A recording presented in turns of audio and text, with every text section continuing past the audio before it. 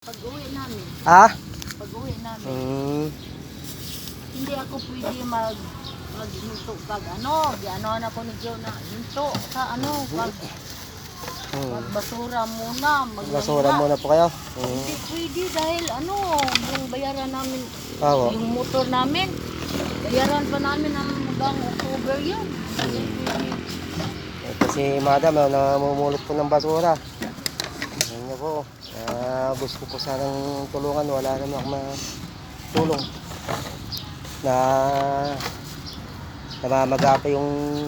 Madam, tingnan mo kanya. Namamaga pa yung kanyo. Mukha niya na bumaligtad.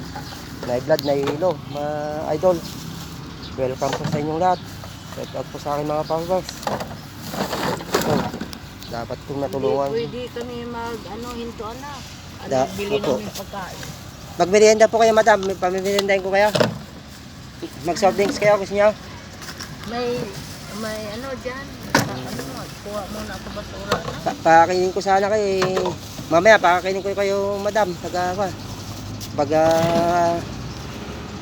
Ito si madam, namumulot pa rin ng kalakal. Oh. Naawa nga po at ako eh, walang-wala rin po siya. Ito, gusto ko po. Sana gusto po sanang tulungan na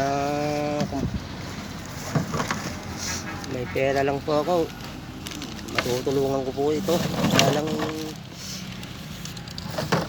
Wala naman po tayong pera, side po ako sa pagtitinda. Dapat to matulungan po sana natin mga idol. Kawawa naman si madam mo, namamaga pa yung mukha niya mga idol. Bumaligtad.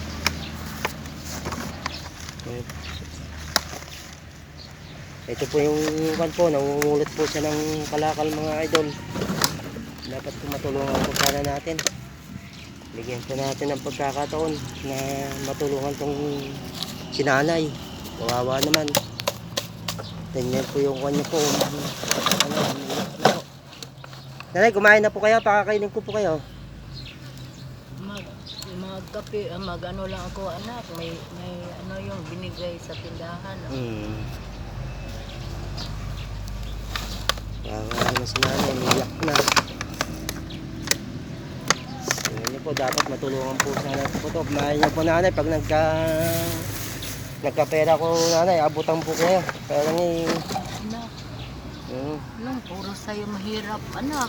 Oo nga po, kagaya po na mahirap lang, di po na nagtitinda. Kaya lang po, gusto po ko kayong tulungan talaga.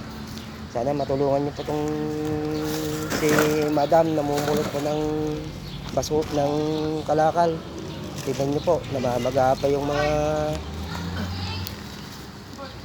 mukha niya na bumaksak po sa nahihilo. Namumulot pa po siya ng basura.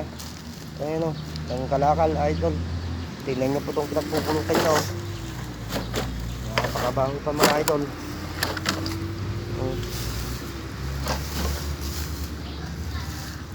Dapat matulungan po natin ito. Ayun niya na, dala po tayo kaya sa magpa-check up madam. Pa-check up kita. Hindi lang muna dahil wala akong pera. Hindi, sasagutin ko madam kung may pera ako, maghihiram ako, mangungutang ako. Pa-check up po tayo, gusto niyo po? Madam? Magka-pera lang mag-check up ako dahil masakit yung... Oo nga po, puro pag nakakita po ko kayo, hanapin ko po kayo, mangungutang po ako ng pang-check up nyo. Madam, matulungan ko kayo. Kawawa naman po kayo, tignan nyo po yung mata nyo po. Si madam mo, dapat matulungan po itong tao na to, si nanay. Kawawa naman, namumulot pa siya ng basura, ng kalakal mga idol. Matulungan po sana natin ito, si nanay. Kawawa naman, hindi naman namamagapin mga mukha kanyo, mata niya. Dapat to may dala sa ospital, mapa-check up sana. Paso naman po. Wala naman akong pera. Wala naman pa akong pera mga kanay. Ayayin ko sana po sa pupuntang magpa-check up. Ayaw naman ni madam at daw, namumulot pa raw siya ng kalakal. Para kabili kang bigas anak. Para may pambili raw sila ng bigas.